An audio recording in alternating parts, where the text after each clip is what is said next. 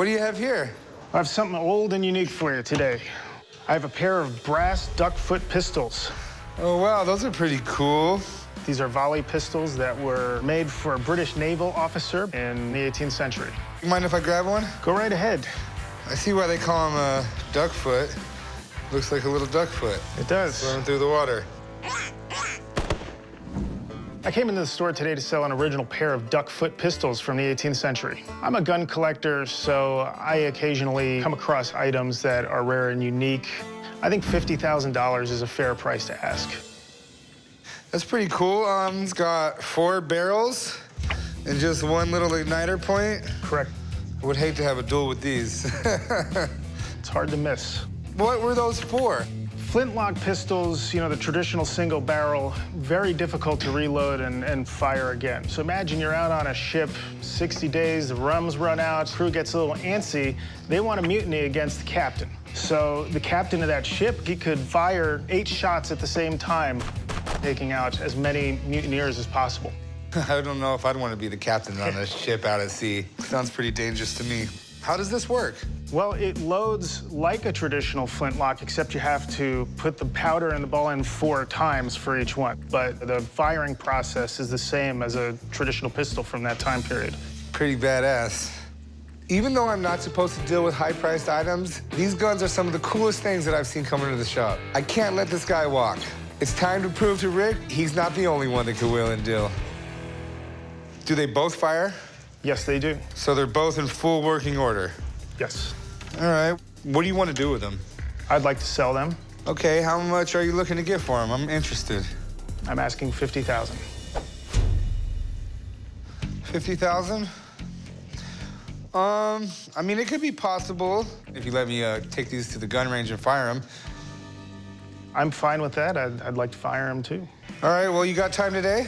I'm free all afternoon. All right, we'll meet out at the gun range in, say, about an hour and a half. Okay, that sounds good to me. All right, I'll write the address down. I'll be right back. Okay. I think once we get out on the range and he actually fires them, I think we're gonna make a deal. So what do we got here? I have a pristine pair of duck's foot pistols. Whoa. Well, those are cool. Wow. Check that out. Wow, chum, you actually didn't screw this up. Told you. The real term for this is a volley pistol. And the reason they designed this, though, it was for crowd control. So any time that you might have a mass of people trying to get you, you would want a volley pistol in your hand. Oh, wow. Now look, you guys see that mark? Has a V and there's a crown over it? Yeah. Those are British proof marks. Basically, they passed a law because they didn't want gun makers making bad guns that would blow up and kill people who were firing them. So in England, any time you made a gun, you had to submit it to the proof house. They would put 3 times the amount of powder in it that it was supposed to be able to handle. If it didn't blow up, they stamped it with a V with a crown. It means viewed. So each of these barrels is viewed. That's a really good sign. Sweet. Okay, so it's all right with you if we shoot them? Yes, go right ahead. All right, we'll load them up. I have never seen anyone shoot a pair of duck's foot pistols this old. These were not inexpensive to make. They were very expensive, very high end. The quality is exceptional. It just doesn't get any better. All right, there you go, guys. I'll stand back nice and far. All right, chum. That is cocked and ready to fire. Corey? Chum, you're first.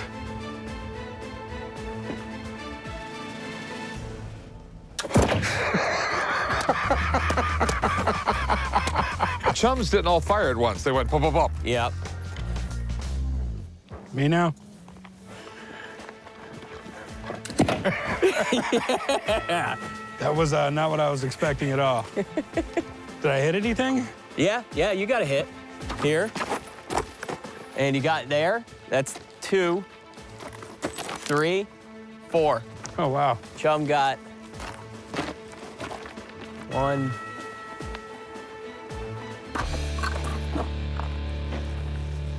You had 4 barrels and you shot the target once. What? Never mind.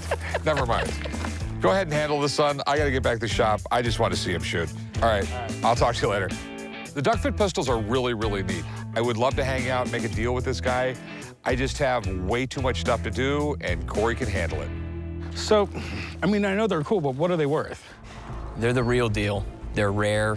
They're really early by a known maker, and they fire. These are not inexpensive pistols. I value them at $45,000. Okay, well, man, I really appreciate you coming down. You're welcome. Thank you. Good luck. Nice to meet you. Thank you. There's a huge market for duck's foot pistols. I do think it's worth for the shop to purchase them because they're never going to see a pair like this again. So what are you looking to get out of them? I was looking for 50,000. You know I can't pay that. I'm more in the $20,000 range. It's not every day that, you know, I got somebody coming in to look for these. Can you come down a little bit, or? Would you accept 40? I'll tell you what, man, I could do 30 grand. That's the most I can do. I can't do 30 grand. A single one of these pistols alone will sell for about 23,000. Would you do 35? I wouldn't. 30 grand's what I can do. Sorry, I can't take anything less than 35. Well, I appreciate it, my man. Maybe Thank next you. time. Take care. I wasn't able to make a deal today with the volley pistols, but, you know, I think that I'm gonna have to fend off a whole crowd of buyers once I get them back out there. Told you they were badass. Rick and Corey are both impressed. They saw the guns. They realize how cool it is. I don't get why Rick doesn't trust me. I mean, I am the best employee at the shop, perfectly capable of doing something like this myself. Definitely worth coming down for. Told you. Hey, how's it going? Hello. What do we got here? It's a Flintlock double-barrel Blunderbuss. A Flintlock double-barrel blunderbuss. Okay. Can I play with it? Yeah? You got 1 or 2 shots, and then that's why they put this on it. I'm trying to sell my double-barrel Blunderbuss. Asking $10,000, so I'm hoping we can get around that range. It's very well kept, so really hoping we can strike a deal. That's pretty damn cool. You ever fire it? I have not. So where'd you get it? I got it from my grandfather. We were going through his attic, cleaning it after my grandmother passed away, and gave it to me. Okay.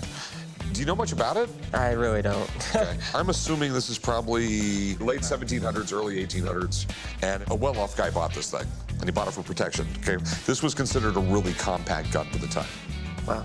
And there was this never-ending quest to make a multi-shot gun. If you're gonna be in a gunfight, you usually need more than one shot, you know what I mean? Yeah. And this did not shoot bullets. They would just put a bunch of BBs or rocks or dirt or whatever, cut up pieces of metal, and it was a shotgun blast coming out of the front of it. See this little slot right there? Yeah. You put gunpowder in that. Okay. And then you turned it, and you'd put gunpowder in this, you know, you pull the hammer all the way back. This flint would hit that. As it hit it, this would fly forward, sparks would hit the powder, okay? And one of your barrels would go off. And hopefully the gunpowder stayed in a little thing right there, and you could shoot again. Probably worked 1 out of 5 times. And then you would stab somebody. They stopped making flintlocks in the 1820s, 1830s, which means this gun is probably at least 190 years old. And it's a really nice gun, but I've said this a million times. Just because it's old and pretty doesn't mean it's worth a fortune. It's in great shape. I have no idea how rare it is. How much do you want for this thing? I was hoping around 10,000. Can I call up Buddy in to look at it? Yeah. He deals in weird guns like this. That'd be awesome. Okay. Hang out a few minutes. I'll have him take a look. I'll give him a call. Rick was pointing out after you fire the 2 shots and go to the bayonet, I didn't even know how to release it, to be honest. Thinking the value might be going up a little bit here. Hopefully we can make an even better deal. Here is the multi-shot blunderbuss pistol stabber. So, what are your concerns? What's it worth? All right, let me look at it. So this is what we call a blunderbuss pistol. It's made of brass, and typically they were made of brass for sea service use. So if you brought something on a ship that was iron or steel, it would rust with the moist air. But brass wouldn't corrode as quickly. It would have been very expensive to make originally, so it was almost certainly used by a British officer during the period of the Napoleonic Wars. So Dawes, who made this, this is William Dawes. He had a shop in London, so it's also marked to his shop. He only worked from 1780 to 1800, so we know it was made in that 20-year span. Okay. Now, why would you want this? Well, this is the ultimate close combat pistol.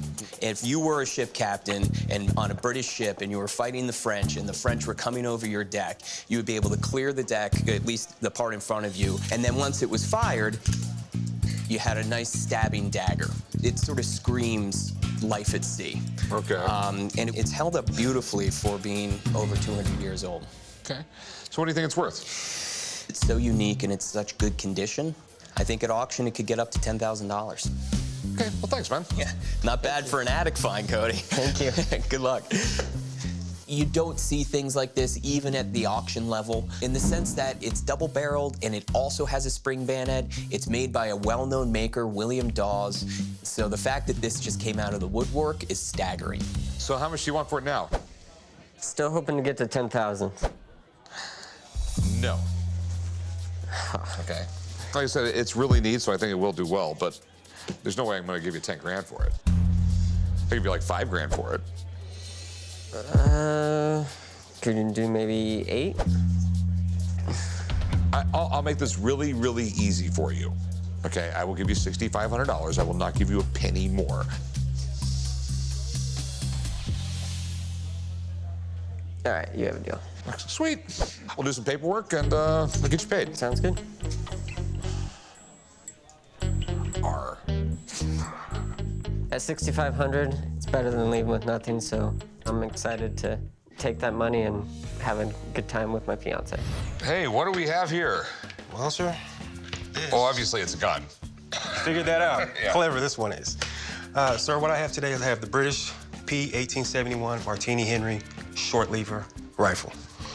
Okay. Very iconic rifle. This is another weird bizarro-ness with the English. You know, they were still putting bayonets on rifles and doing rifle charges in World War I when they were running into machine guns. Not a good idea to do a bayonet charge. That's the last stand. That's the last show of courage there. I initially received the rifle from my great uncle in 1990. This weapon here, I have no use for it. I'm hoping for $1,250. What I'd like to do is I have a race gun I'm trying to put together that'll provide a new magwell, new trigger system, and a new optic so I can go run a 3-gun competition. This thing is pretty cool. This was the rifle used by the most powerful army in the world. This was used by the British in the Zulu War when they fought the Zulus. Can I put this on? Absolutely. Allow me to help you out there. Yeah, okay, so this would go like that, and then like that, There you go. and then this would, that is just gnarly. You ready to charge the hill, sir? Yeah, not me.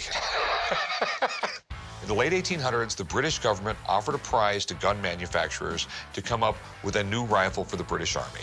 But after years of testing, they liked part of the Martini and part of the Henry rifle. So they decided to come up with a hybrid, and they called it the Henry Martini rifle. I guess it was a tie or something like that. It's in really, really good shape. How much you want for it? Well, sir, I was looking for $1,250. Do you mind if I have someone look at it? By all means. I mean, the thing is, sometimes when you come across these things, there's things that make it really exceptional, and there's some things that are bad. So I'll get a little more info, and then we'll go from there. Sounds good to me. All right, I'll be right back. Let me give him a call. An expert coming in, I'm fine with that. No worries whatsoever. Any other input can only help me sell this rifle. This is it? Wow. This is a Martini-Henry rifle, which I think you know. This is the first mass-produced breech-loading infantry rifle that the British Army ever adopted. The action was so well designed because it had the striker, or the firing pin, integral to the drop-lock action. So with one motion, when you drop this, it actually ejects the cartridge and recocks it, so now you're ready to fire again. Okay. One of the nice things about this one is it's dated 1872. And you see how it's that Roman numeral there? This actually was originally one of the first ones made in 1872 as a Mark I pattern, and then in 1876, they brought them back and improved them and made some adjustments, and so they marked it II. Now, one of the really interesting things here You see this 780 here? Just above it, there is a WY. Now that stands for West Yorkshire Regiment. The West Yorkshire Regiment is also known as the 14th Regiment of Foot. This is one of the oldest military regiments in the British Army. They actually started under James II in the 1600s. They fought in the Revolutionary War. They fought in the Napoleonic Wars. They fought in the Crimean War. They also fought in the Second Afghan War, 1878 to 1880. So this gun was almost certainly in that war. Whoa. So what do you think it's worth? The rifle in this condition with the accessories and the early date, known regiment, about $1,100. Oh, cool, man. Thanks. I appreciate it. Good luck. Wealth of knowledge. Thank you, sir. Anytime you have a rifle like this marked to a specific regiment, it means that there's a collector out there who really wants it. The more specific you get, the chances of you finding someone who will love it increase. So, what do you think? We're gonna stick with $1,250. You say it's worth $1,100? I'll give you $600. I'm gonna say $1,000, sir. I can't. Cannot? No, I'll tell you what. I'll go 7. I have a number in my head. I would like us to both reach there. That number better be $700. $800, sir. $700. $800, sir. I really am going the best I can. $700 is what makes sense to me. I'm gonna have to thank you for your time, sir. And unfortunately, we can't get a deal done today. If you change your mind, give me a call, man. Will do, sir. We couldn't see eye to eye. It happens. No worries whatsoever. But maybe I'll come back a little bit later with the bayonet, take another stab at it. Hey, man, what's up? Hey, Rick, how are you? We're good. Good to see you. So this is the place where the blaster gun's at? This is the place where Han Solo's blaster is. And not only Han Solo's blaster, but he told me that he may also have another Harrison Ford piece we might like. So how do we get in this fortress? Somewhere down there.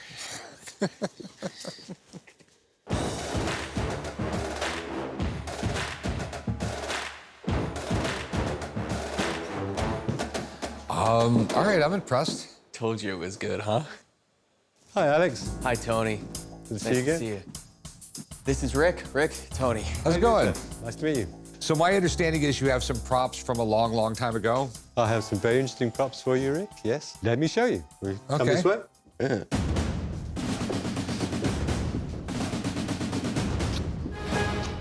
Here we are, Alex. One to show you. This is Harrison Ford's gun from The Last Crusade. That's pretty cool. The whole Indiana Jones series, college professor, archaeologist, general badass. It's just the classic great adventure movie. And every few scenes, they shoot the gun. Okay, so you provided this to the film. Yes, we are a prop rental company, but we happen to specialize in firearms. Are you willing to sell it? I think I'd like to hang on to it a little bit more. It's part of our company's history, but this is something that you'll find very exciting. This is the original DL-44 from the first Star Wars film. This is incredible. I'm really excited that we have the original blaster pistol used by Harrison Ford from the very first of the Star Wars films. This is the first time it's actually been shown and should be worth quite a bit of money. That's pretty super cool. Do you have any paperwork from the original movie, or? We don't have the actual paperwork of us booking it out from our stock, but what I do have is the continuity photograph from the time. If you look at some of the witness marks on the gun, you can see that they match. And also, Carl, who was the armor on the 1977 film, still comes in a couple of days a week just to help us out, and I can introduce you, and he can confirm if you like. Yeah, I'd love to meet him. I'll go and fetch him. This is crazy. The coolest thing is that it's a Frankenstein of actual gun parts. The serial number's right there in the photo.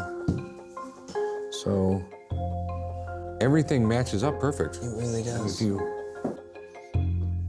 Alex, Hey. Rick, this is Carl, who was the armor on the original Star Wars film. How's it going? Hi, Carl. Nice to meet you. So you're the one who built this for... More or less, yeah. Okay. So tell us the story. There's no story to tell. The story is here. How did you come up with the idea?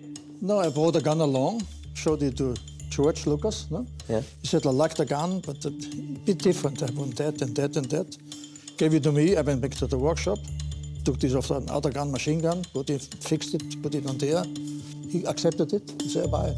So you took a C96 pistol, you cut the barrel off, put... No, the barrels what I had, they were already cut. It was already cut. We had 4 guns. They were actually up for firing. Right. So I used those guns. No? We had much better ones. No? Right. I used Oh, the- so you used the bad guns. Yeah, exactly. Did George Lucas ask for it to be a blank fire? No. So that was It can only be blank fire, not in the movies. But it could have been just a gun that didn't fire anything. Oh, It yeah, could have a just prop been... gun. It could have been a piece of plastic. Look, they wanted to see it. So the action, cock it, Oh, really? flash towards the camera. So Harrison Ford was shooting. Oh, yeah, yeah. Okay. Well, it was amazing meeting you. That's a great story, and It's a real story. Not a fairy. Yes. Okay, that's enough. Okay. See you, Carl. Goodbye, thank you. Thank you. He is a very unusual character. Oh, he's fantastic. any idea what you want for it? I've got quite high hopes for this. I would like to think it may do $1 million. $1 million. I don't know.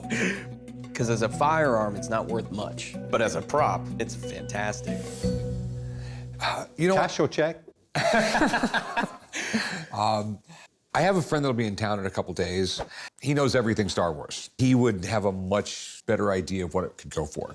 Can I come by in a couple days and bring him with me? Sure, yeah. I'm looking to share this now with the world. Yeah. All right. Thank you, Tony. Thank you, Alex. It's been a pleasure. Thank you. That's crazy. It's amazing. I think it's a good idea if Rick needs a second opinion. I think it's a very specialist field, but it's from the first film. It's the seminal item. I really think it could do $1 million. Rick, your friend Steve has now arrived. What's happening? You're late. Well, London traffic's bad. I had to take the tube. Okay. Good to see you. All right, so... So my love of Star Wars started as a 7-year-old boy in 1977. I first saw that movie on the big screen, and I was hooked. Han Solo was my hero. And here I am as a grown adult with tattoos, autographs, and Star Wars collectibles, and I can't get enough of it.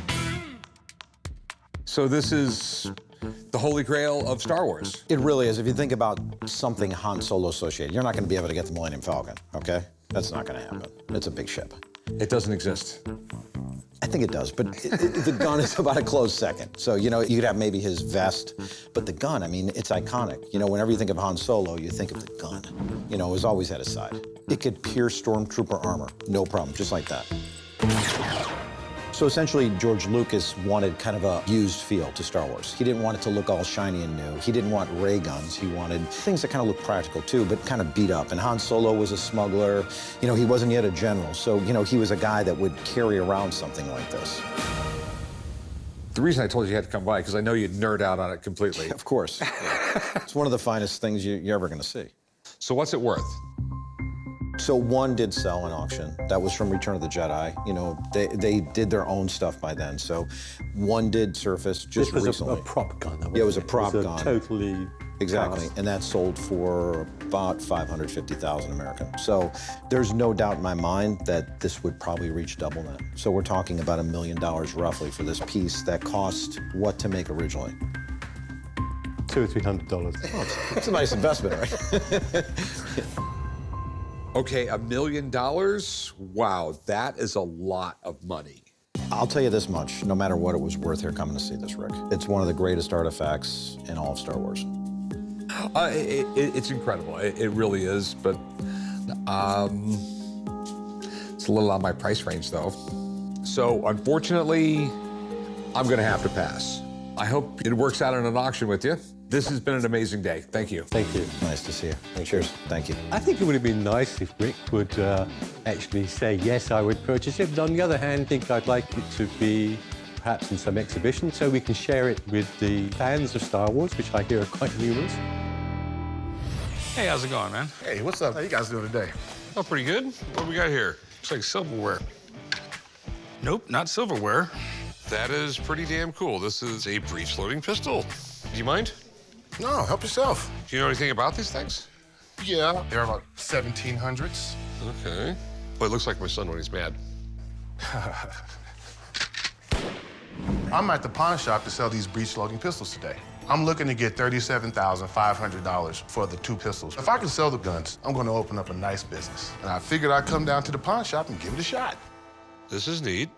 A little scary, but really, really neat. The holy grail of pistols, rifles, cannons, everything is the breech-loading pistol. Instead of loading it from the front, you loaded it from the back. And for 400 or 500 years, they were trying to come up with that system, and it took them to the 1800s before they figured it out. The problem was they were trying to come up with an efficient method, and they never did. They just didn't have machining capability. Literally in the 1300s in Europe, they were trying to figure out a way to breech-load a cannon.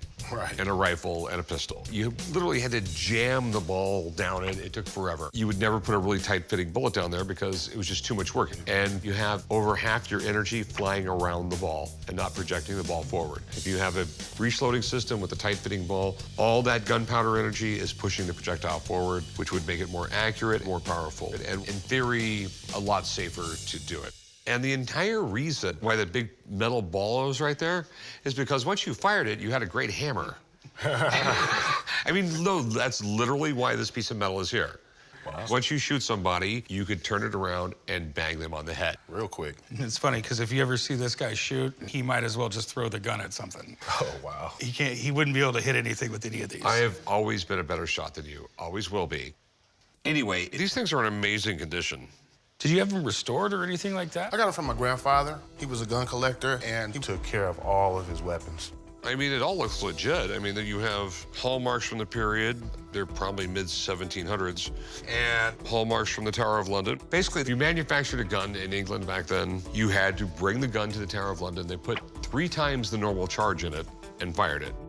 If it didn't blow up, they said it was cool, they'd stamp it, you could resell it. Wow.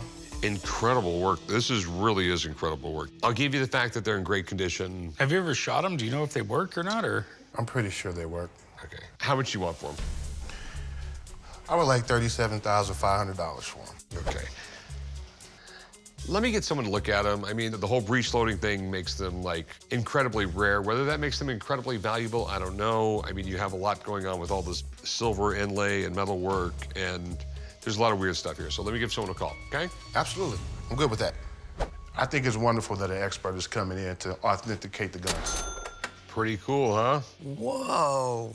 Look at this. They put in a breech screw so you could load it from here. And that wouldn't blow, like, right out the top? Yeah, that is the danger. If this isn't engineered properly, then the pressure from firing the powder and the ball would go up, not out. And the barrel is rifled. It has grooves in it. What the grooves do is allow the pistol ball to spin.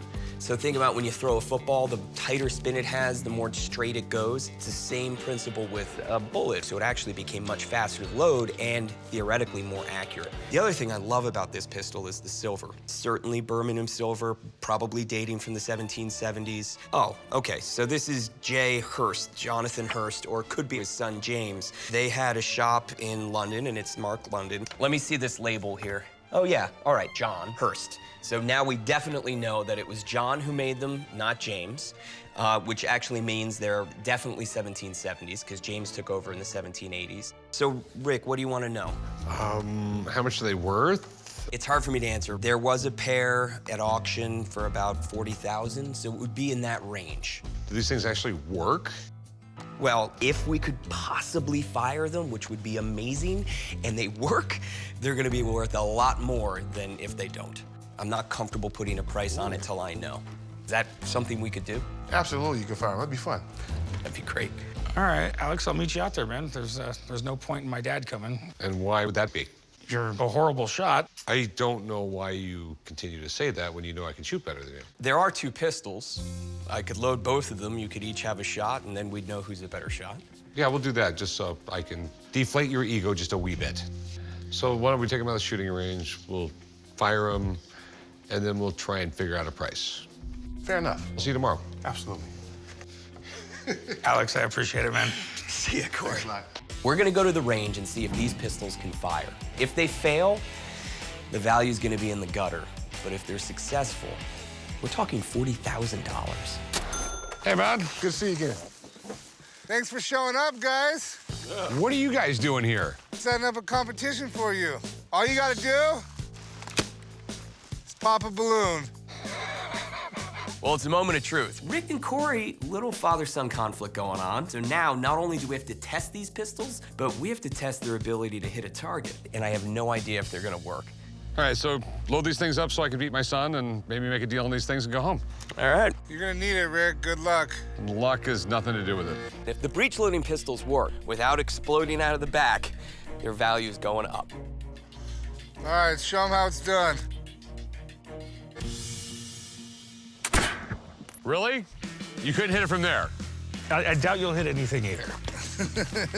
As always, Corey thinks he's a better shot than me, and as always, I'm gonna prove him wrong.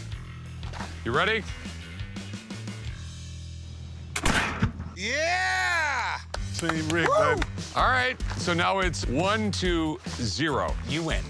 Here you go. So what do you think they're worth? They shot great.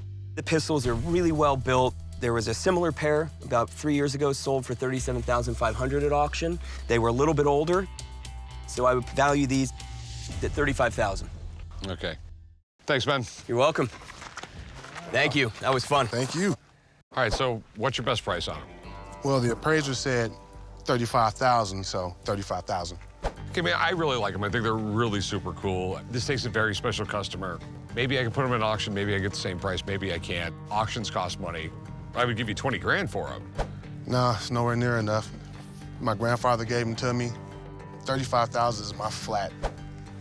I mean, that's your rock bottom price? Yeah, it's my rock bottom price. I was gonna sell them to start a business, so I need 35,000. If you're not gonna negotiate, I guess we're not gonna make a deal. I mean, 20 grand would be my tops. Sorry, I can't do 20,000. Well, it was fun shooting them. Yes, sir. All right, have a good one, man. If you change your mind, come down to the shop. Offer's good for at least for a while anyway, okay? Absolutely. 20,000 is just too low. They're worth 35,000, and online they even go a little bit more. So I'm gonna take the pistols back home, I'm gonna put them in my safe, I'm gonna go online and see if I can sell them for a little bit more. Go! Hit the bullseye. No, you didn't. Yes, I did. I mean, you're only 2 feet away. I'm practicing. Hello, how can I help you? I wanted to see if you guys could check this out. Sure, hold on. What do you got here? I think it's a pirate pistol of some kind. Okay. Arg, mate, give me all your treasure. He's looking for booty. I am at the pawn shop today to try and sell my antique pirate pistol. This pistol is extremely ornate. It seems to be lined with silver and gold. I'm not sure where it is from. I'm interested in selling this firearm because I'd like to invest into more modern firearms. I am hoping to get at least $50,000 for my antique pistol. This is a beautiful, beautiful gun. How did you get it? My father collected firearms, and after he passed away, my brother told me about it and gave it to me. Okay, probably not a pirate gun. A pirate could have had it for a little bit, but this is Middle Eastern, probably Ottoman Empire. Ottoman Empire started in the Middle Ages, went all the way up to World War I. They controlled a huge part of the Middle East. Kind of a superpower up until World War I. Right around the 1500s, they really stopped advancing with a lot of technology. Basically, they thought everything from the West was bad. So they were making this gun in the 1550s, all the way up until the 1800s. Oh, wow. So it's really hard to date a gun like this. That doesn't really look like an everyday gun, though. That looks kind of fancy. Oh, no, this was definitely owned by a rich guy. I mean, it looks like it has gold on it. Guns like this, all this silver gilt, this gold gilt, they're all handmade. Probably had a really wealthy guy go to a gunsmith, and they came up with a design, and he built the gun for him. These were single-shot pistols. You fire one, and then you're sort of done. So, see how it's got the little ring right here? Yes. You'd have a little rope tied to that. Guys would be cruising along on their horse, and they would have like 6 of these everywhere. And they'd fire one of them, they'd drop it, they'd pull out another one. That was the 6-shooter back then. It's in beautiful shape. I'm assuming you want to sell it. Yes. So how much are you looking to get out of it? I'm thinking 50,000. Okay,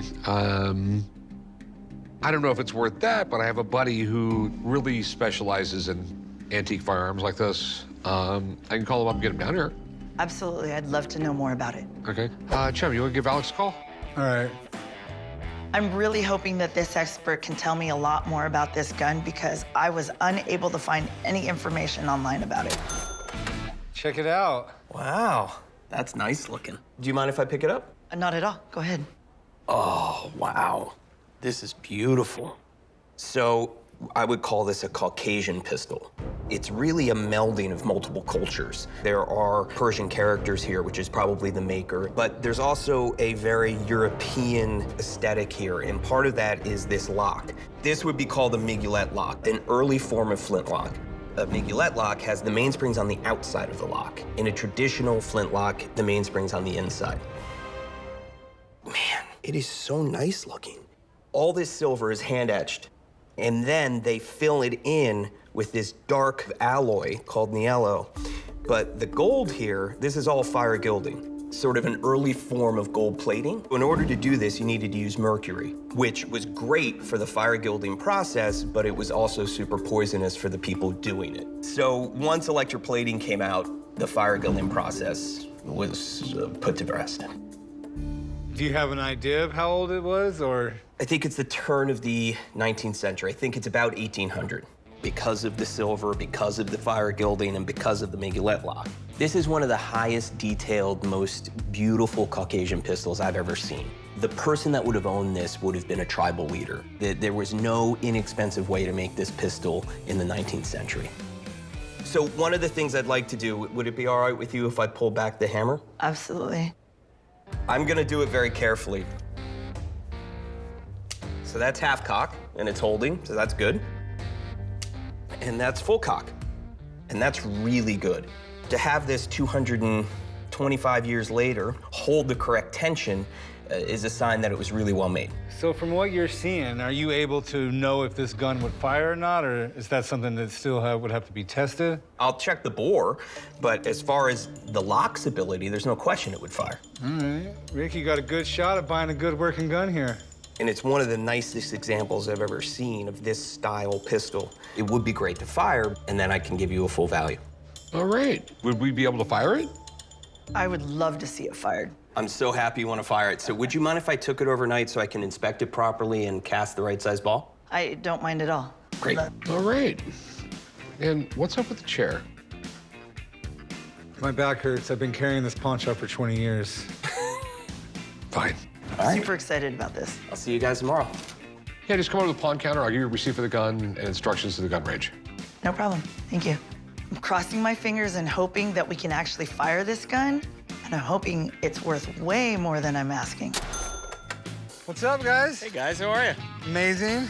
Good. So how did the gun look after further inspection? So I've got good news, bad news. The good news is I bore scoped the barrel. It's excellent. There are no fissures, cracks, no pitting, so it's safe to shoot in that regard. The bad news is I tested it again just before you pulled up, and it is not holding at full cock. So something has come a little bit loose on the inside. The good news is I can still fire it, but I'm not comfortable with you firing it. I would rather fire it myself because I have to hold the cock back with my hand and release it with the trigger pulled. You're taking all this fun away, Alex. I know. Ideally, I'll let you shoot it, but today it's better if I do it. Okay. Okay. Well, should we check it out, see how it fires? So for a target, I set up this pinwheel thing, and each disc is clay, so if I hit a disc, it should shatter. Better that you're firing it because there's no chance Rick is gonna hit a clay target that small with that ball. I don't think he's going to hit it either. The thing doesn't even have sights on it. When you're as good as Alex, you don't need sights, Rick. If he hits the one on top, I'll give you the rest of the day off. All right, you gotta hit the top one. You're jinxing me. All right, Tracy, if you come on this side of me so nobody's downrange in the muzzle, that'd be good. All right, so I'm gonna put it on half cock, which it holds there.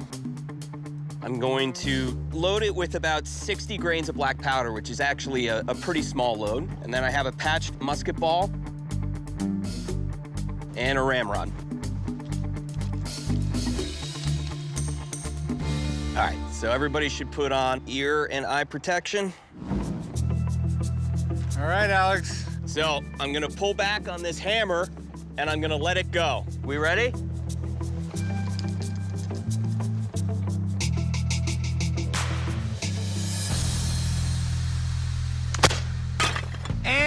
us a day off. I did it.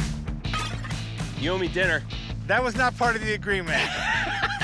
I'm impressed that you actually hit it, even though you're only like 6 feet away. Well, I mean, it's an old gun. You gotta be close. Well, I'll stick around and see what happens with this deal, but I'm leaving right after. No, I'm impressed. Yeah, I mean, that went about as well as it could possibly go. All right, so the big question is, how much is it worth?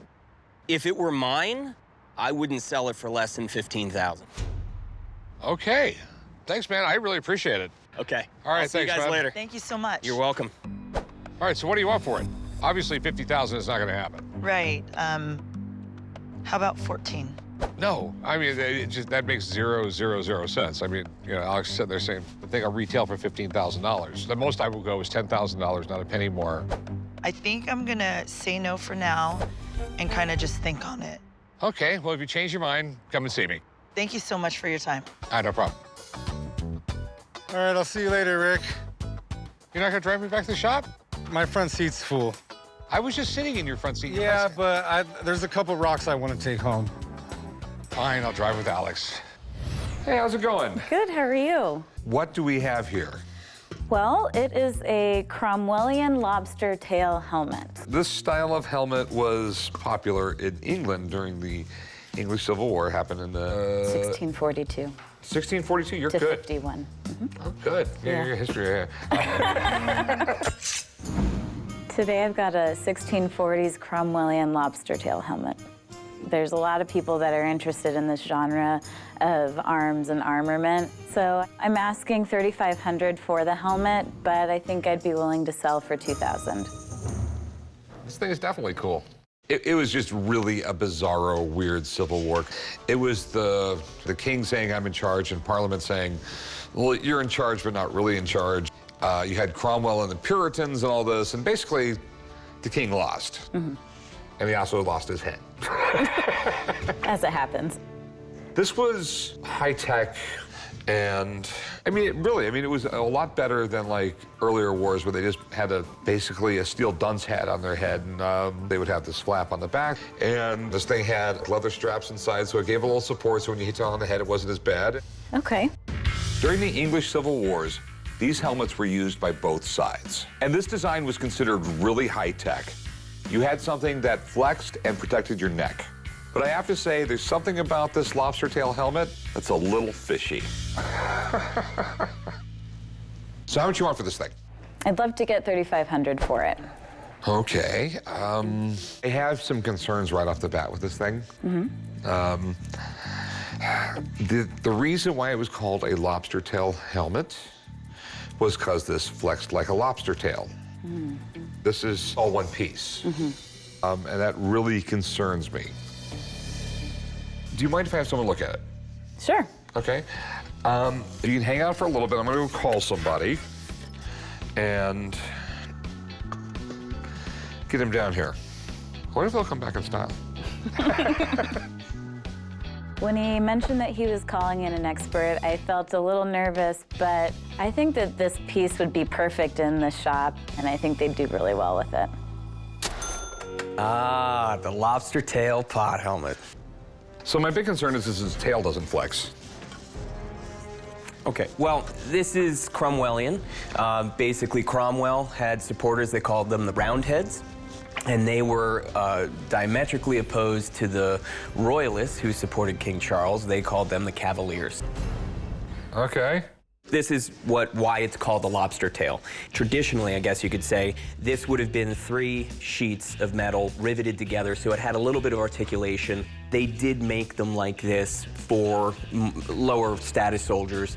It was preferred by officers, but this shouldn't be a reason to think that this isn't correct. All right. There's a lot of history around this helmet. This was a brutal time to be at war.